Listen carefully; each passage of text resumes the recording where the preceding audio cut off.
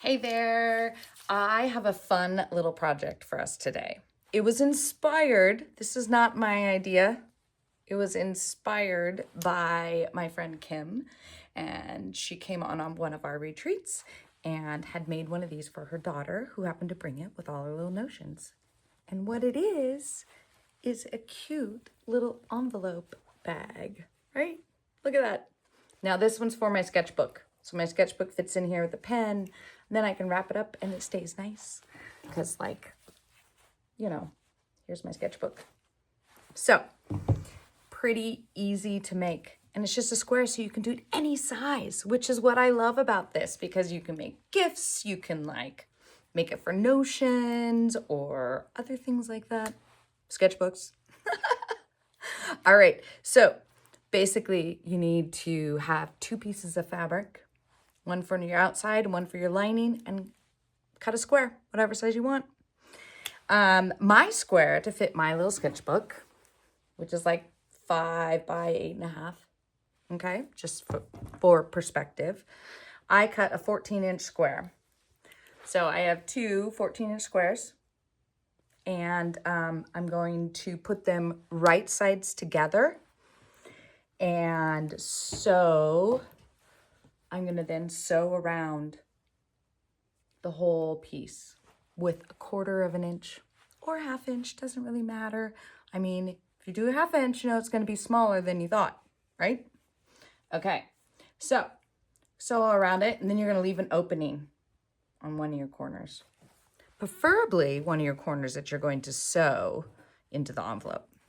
So here's what my piece, this is my lining, this is my outside, and it's all sewn except for this little hole right here, which is what I use to turn it right side out. Okay, so here we go. This is what it looks like. And now I'm going to show you how you sew it together into the envelope. All right, so I took my square and I folded up each of my corners here, and I pressed it. So then, it all is going to stay right here. You can see my opening is still in here. So then when I sew this, I'm going to stitch that opening closed. I have my ribbon for my tie that I'll sew into the top here. I have some sparkly thread because why not? And so this is how we are going to sew this together. Got my thread. Oy.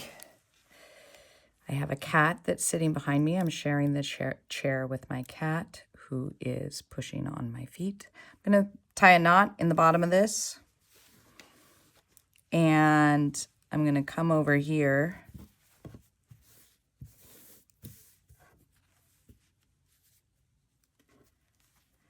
And since I want to hide my knot, I'm going to hide it inside of this.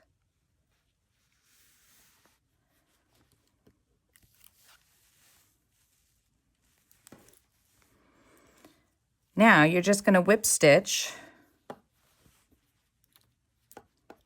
I take and pull it like this. So it's almost like I'm making a little.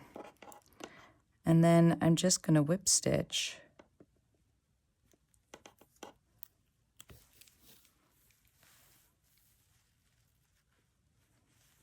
this across the whole thing as close as I want to be.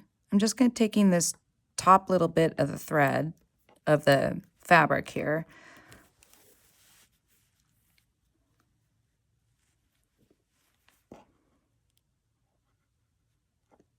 And you're going to go all the way up the top. And you're going to stop, and then you come over here on this side.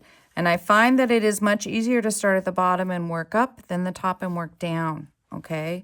So you're going to continue whip stitching that. I'm not going to make you watch me do this because it'll take a while.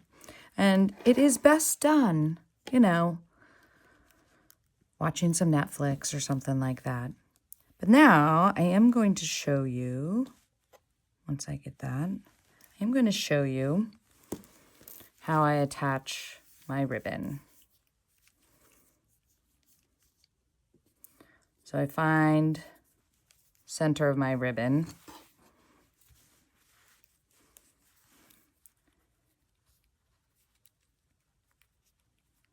And this is a pretty thick ribbon, so that's why I'm attaching it to the outside as opposed to putting it into your seam, which you can also do. You could use like some yarn and you could tuck it in here when you're in this stage of sewing this all together, and you would take your string and you'd put it inside like this and you'd tuck it and then put the other piece on top of it, and kind of like this. So here's our two, pieces that haven't been sewn together yet. So if I was to be putting a piece of yarn or string or something wanting in the seam, then I would, this is big and bulky, so it probably wouldn't work very well with this type of ribbon, but we're just gonna fake it here for a moment because I don't have a piece with me. I would take and put this here and I would pin it.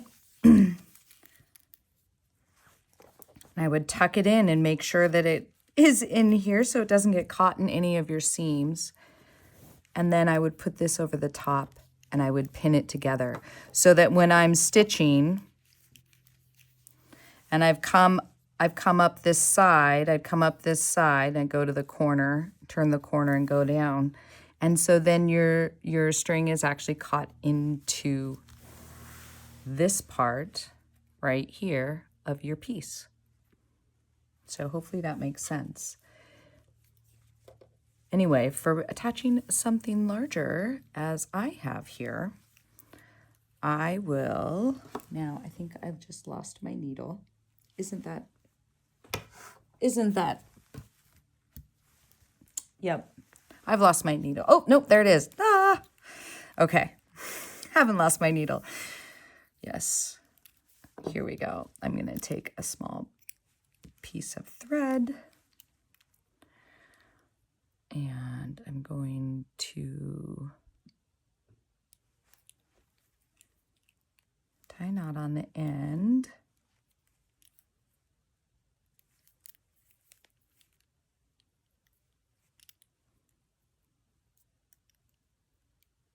Okay, knot on the end.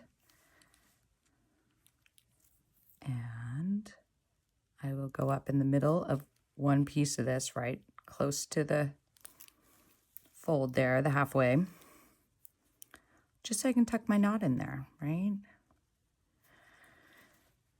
And then I'm gonna place it about here.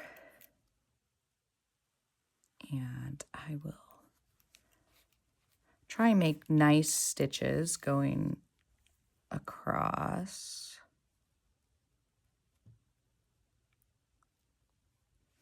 Gonna look and make sure that it looks pretty here as much as it looks pretty there.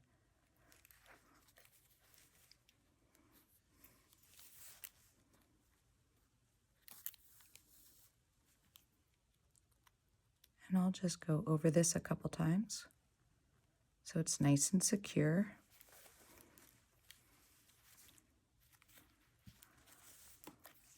I want to make sure I'm coming through the same spot because then it looks really nice.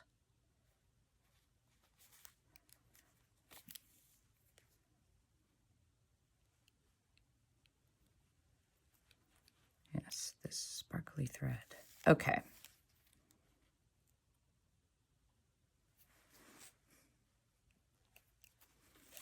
There we go. You could even sew a bead on here if you wanted to, something like that. That would look really pretty, huh? Bead on there. And then what I'll do when I do this last one, and I'll come up inside here like this. Because the key is always wondering, what the heck do you do with the knot, right? Like, what are you gonna do with this knot? You gotta hide it somehow. So I'm gonna take and tie a knot.